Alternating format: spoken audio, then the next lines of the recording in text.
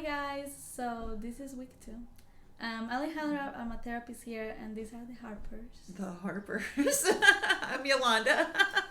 I'm Shaman. We are co-founders of the Harper Therapy. Yeah, but yeah, we're giggling, which is a nice start. But Right, we're talking about serious stuff for our topic. Yes, which is affairs. affairs. So as you know, we are in the month of February. This month is for couples, but we're touching in the things that no one wants to talk about, which is very uncomfortable. That's what we do here. We talk about the things that no one wants to talk about and work through the discomfort. Yeah, that's true.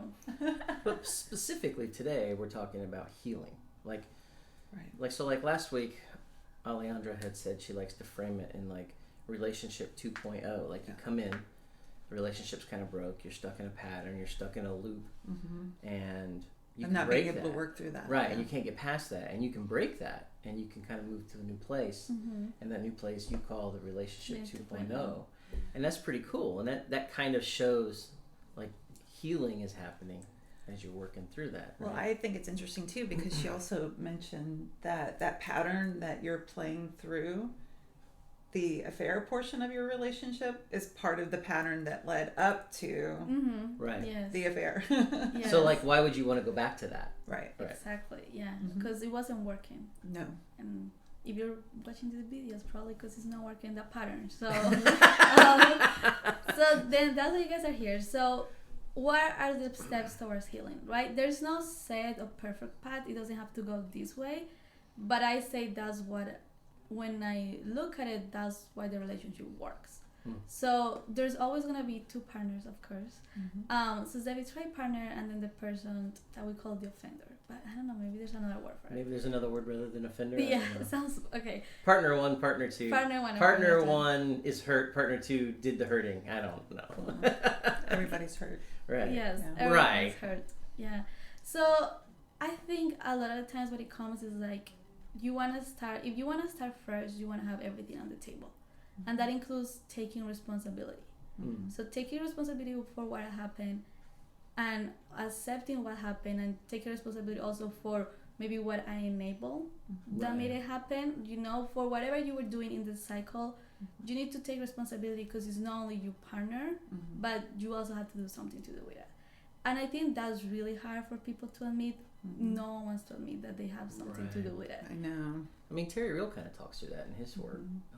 We're big fans of Terry Real and relational life therapy here. And he talks about how, yes, you're hurt and you've been hurt, but you also may have like a small percentage of responsibility in this. You have a piece of this. And that's really, really, really hard. Well, I mean, let's face it. It takes two people to be in a relationship. Right. Yeah. Yes. And it takes two people to break it. Is that what you're saying? Well, like you said, no matter how small the percentage is, I mean, it might be 2%, but and therapy is most helpful when you own your own 2% or whatever. Yeah. Right. So that's how we make that turn. We accept our responsibility. Just the thing I can control in this whole situation. I accept responsibility for that, and how do we move forward? That makes it easier for your partner to listen to you, because if you're just there to be like, this is what you did and now we need to fix you, then they're never really going to be motivated or be willing to listen to anything that you're saying. Right, and we see that a lot too, right? We see two people come in and one person's like, just fix him or fix her, fix it. Yes. And then once you fix it, then our relationship might start again. That never works. No, it doesn't work It at never works. So that's what I think taking responsibility is the thing you need to live with. Because when you hear your partner saying, yeah, I did something wrong too, or yeah, I maybe wasn't give you the time you needed, or yeah, it was me too, it's like, wow, we are in this together.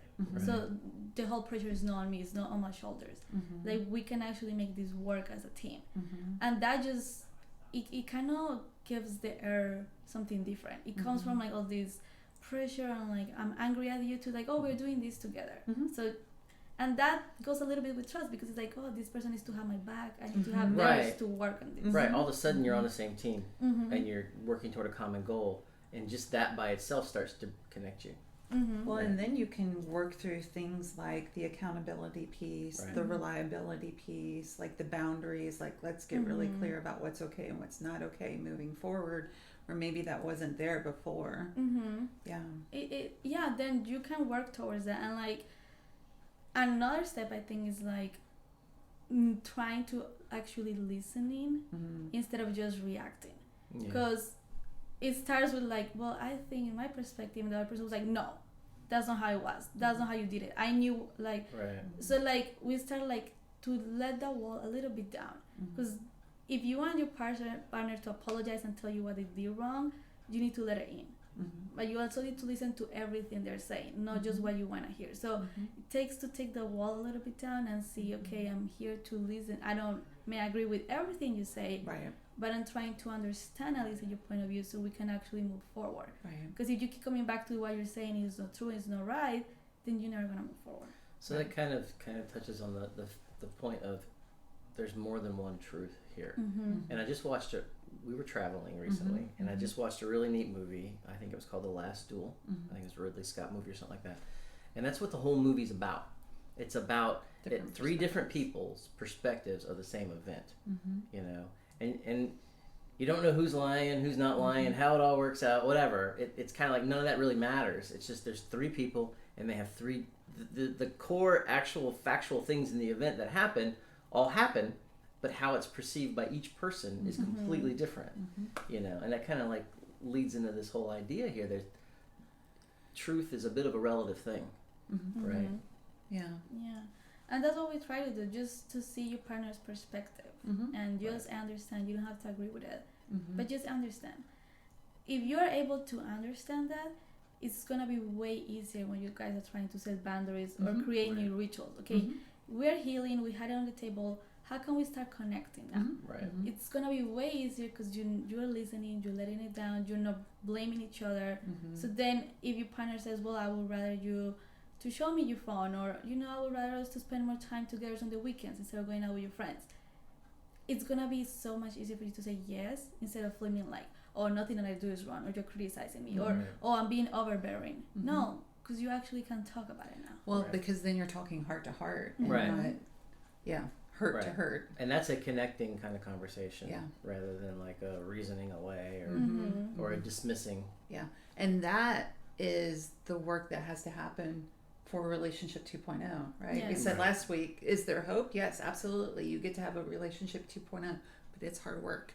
And it's hard work to listen, to hear your partner's heart rather than listen to respond and be defensive. That's good stuff right there.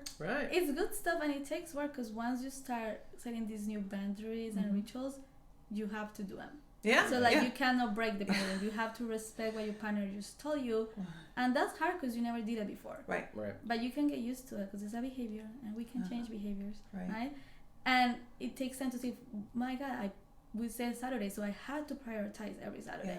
It's gonna be work. It's gonna be hard. We all have busy lives, but if you want to make it work, you have to put the work. Because actions speak louder than words. That's right. Ooh, good stuff right there. Thanks a lot, guys.